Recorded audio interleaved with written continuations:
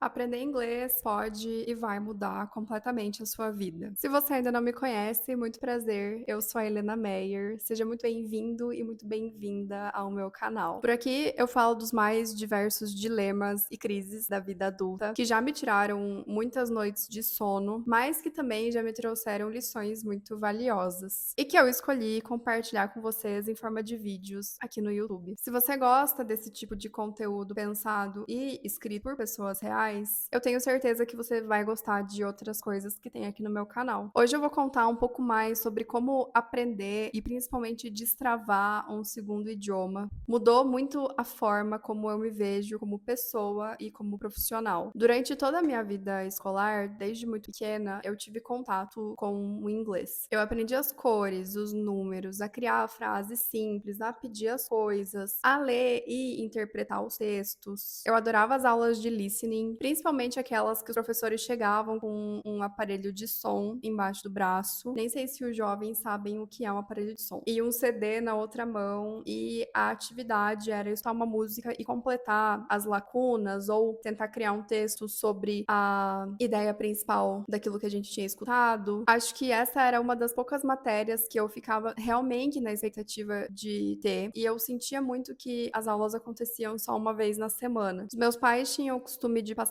para frente, né, de vender para outras pessoas todo o material do ano letivo que tinha passado, mas todos os anos eu pedia para eles pra gente manter o livro de inglês, porque para mim funcionava meio que como uma certa recordação de algo que eu gostava muito de fazer e que eu ia relativamente muito bem. Quando eu tinha 17 anos e estava no meu primeiro ano da faculdade, eu comecei a sentir um pouco de falta do inglês mais técnico e de mais habilidades, porque muitos dos materiais, muitos artigos, muitos livros eram em inglês e eu não tinha conhecimento suficiente para conseguir fazer uma leitura e entender aquilo que eu estava lendo. E eu sentia que era hora de procurar uma escola de inglês e começar a fazer aulas particulares. E apesar de eu ter tido contato com o idioma desde muito nova na escola, eu não tinha o hábito de praticar, eu não tinha muita exposição ao idioma com séries, música, filmes. A minha família não viajava para fora, eu nunca fiz intercâmbio, e como o meu nível era muito básico, né, eu não dava conta de manter uma comunicação ou de defender as minhas ideias ou de estruturar coisas muito diferentes daquilo que eu tinha aprendido na sala de aula. Eu nunca quis fazer aquelas provas para nivelar o meu conhecimento e passar para o próximo livro, para o próximo ano, né, para economizar tempo e dinheiro. Eu optei por começar do zero, como se eu não soubesse nada de nada, e foi muito bom, porque eu acabei tendo contato com pessoas muito diferentes de mim, pessoas que também não tinham muita experiência com inglês, tinham alguma coisa básica. As aulas eram presenciais, então eu ainda peguei esse período de ir para a escola, para encontrar com as pessoas, para fazer as atividades em grupo. E foi legal também, porque eu sabia que eu precisava do inglês e sabia que aquilo ia me ajudar. Então eu prestava muita atenção nas aulas, eu fazia as tarefas, eu criava novos exercícios da minha cabeça para praticar. Foi um período também que eu comecei a incluir o inglês fora da sala de aula na minha vida, então passei a assistir séries no idioma original, primeiro com legenda em português, depois trocando algumas séries para legenda em inglês. Eu também comecei a escutar muito mais música em inglês, e eu brinco que ter virado uma fã premium da Taylor Swift ajudou muito no meu entendimento e nos meus estudos do idioma. E o objetivo inicial de ter começado a frequentar as aulas era melhorar o meu inglês para as coisas da faculdade, mas logo no começo eu entendi que eu ia levar tempo para aprender algumas coisas novas e para conseguir exercitar aquele lado mais técnico, e que quando eu já tivesse nível suficiente para fazer essas coisas, talvez nem fizesse mais sentido para mim usar o inglês daquela forma. E sinceramente, tava tudo bem, não foi isso que me fez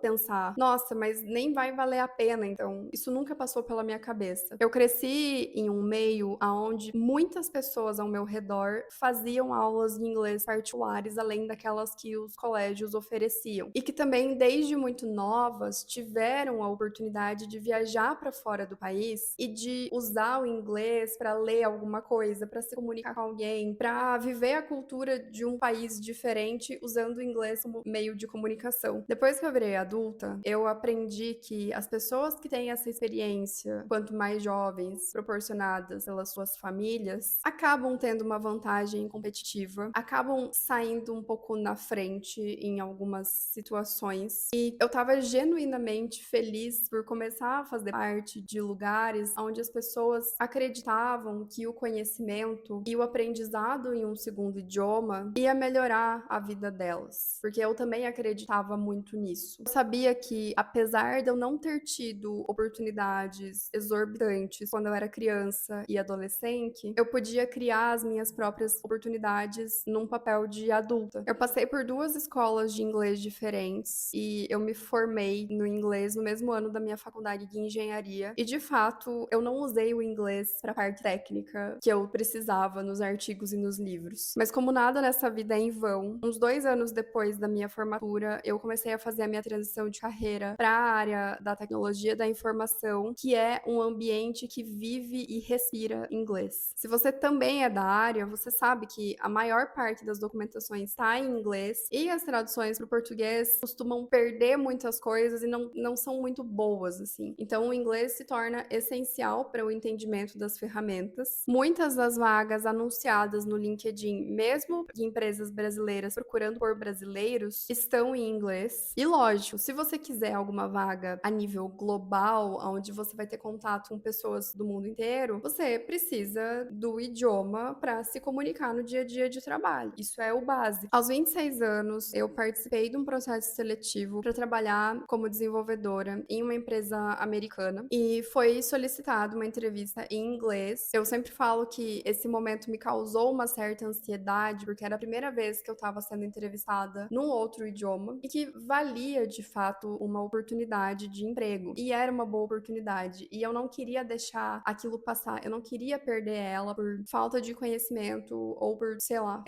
receio de falar alguma coisa. Eu devo ter feito uns 10 resumos diferentes, vi centenas de entrevistas em inglês aqui no YouTube. Eu obriguei o meu irmão a me entrevistar em inglês, que ele já tinha mais familiaridade. Inclusive, ele tem um canal aqui no YouTube que ele só fala em inglês. Vou deixar o link na descrição. Ele adorou, assim. Ele fez de super boa vontade. E eu fui pra fazer a entrevista, na cara, na coragem, com um sonho e um foninho de ouvido ruim, mas eu fiz mesmo assim. Sabe aqueles leilões de gado que o apresentador tá leiloando e falando e correndo e tal? Eu me senti leiloando gado. Eu parecia um robô. Se eu fosse questionada em alguma coisa que eu não tinha ensaiado, podia até ser uma pergunta pessoal. Não sei se eu teria conseguido responder e provavelmente eu ia pedir sorry no final. Brincadeiras à parte, hoje eu sei que não foi tão ruim assim. Eu consegui falar o que eu precisava falar e eu consegui entender todas as perguntas. E mesmo criando palavras que não existem ou me enrolando um pouco na parte da gramática, eu dei conta que era o mais importante. E eu fui aprovada na vaga. Alguns meses depois eu passei a ser incluída em algumas reuniões que só tinham pessoas de fora e que eu pude exercitar o inglês no mundo real. Eu descobri que no mundo real não tem legenda e que eu teria que redobrar a minha atenção para conseguir entender o que as pessoas estavam falando e também para falar de um jeito que todos pudessem me entender. Eu sou muito grata por ter tido essa oportunidade, porque eu entendi que muitas pessoas também não têm o inglês como primeiro idioma, que elas também tinham as suas dificuldades e elas usavam o inglês como meio de comunicação. O importante era entender o contexto, passar a mensagem e fazer o trabalho acontecer. Foi nessa época que eu retomei as aulas de inglês, porque eu queria exercitar mais o idioma fora do mundo real e eu não queria que a falta de conhecimento e principalmente o medo me paralisassem e fizessem com que eu achasse que eu não era boa o suficiente para certas reuniões, para certas oportunidades e até mesmo para certos cargos na minha carreira. Um pouco mais para frente, eu assumi um cargo de gestão de uma equipe e o inglês era uma ferramenta de uso diário para que eu conseguisse me comunicar com pessoas de outros países e com stakeholders importantes dos nossos projetos. E sem dúvida foi uma experiência incrível. Meu inglês melhorou 200%. Se eu pudesse dar um conselho sobre a vida, eu falaria: se dedique no aprendizado de um segundo idioma, aprenda ele, coloque ele na sua vida e não tenha medo de se expressar, não tenha medo de falar. Você não é a primeira e não vai ser a última pessoa no mundo que tá aprendendo alguma coisa e que precisa de tempo para aperfeiçoar aquilo. E com certeza,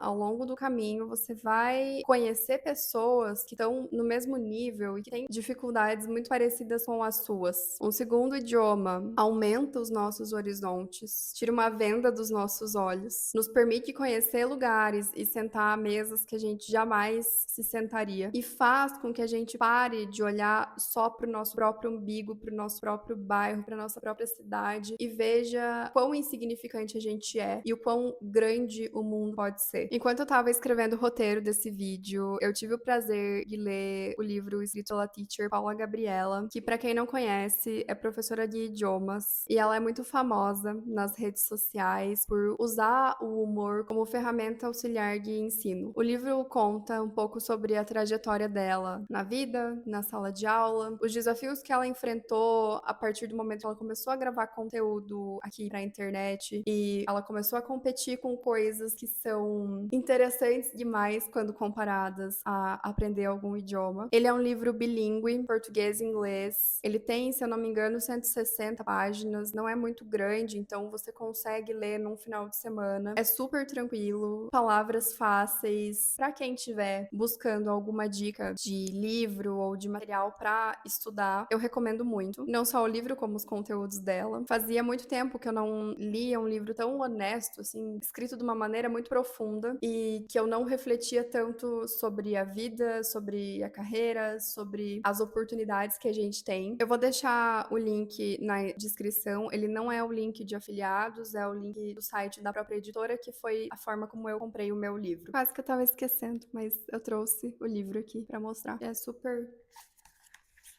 pequenininho, então super tranquilo. Muito bom. Quase destruí meu computador agora. Aproveita para me contar nos comentários um pouco da sua história com o inglês ou com algum outro idioma que você tenha aprendido. Quais foram os desafios no período de aprendizado e o que você conquistou com esse novo conhecimento. Se você tiver alguma outra dica de leitura, alguma plataforma para estudo de inglês ou de outro idioma, fica à vontade para compartilhar nos comentários também. Na próxima semana eu vou falar sobre uma outra habilidade que, somada ao idioma, consegue nos levar a lugares inimagináveis. A cara de pau. Muito obrigada por ter ficado até o final e a gente se vê em breve. Tchau!